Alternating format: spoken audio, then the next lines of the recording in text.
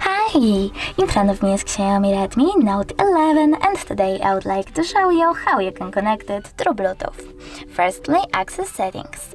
Now you need to select Bluetooth section over here and click on the switcher next to Bluetooth itself. After that, wait for available devices to show up and tap on the one that you wish to connect to. In my case, Nokia.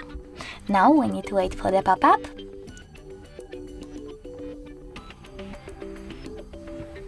And select pair. Then wait for the other device to accept our connection request, and as you can see, my devices were successfully connected. If you wish to disconnect them, you can do that by clicking on this icon next to the device and choosing compare. Thanks so much for watching. If you enjoyed this video, leave a like, comment and subscribe. Bye!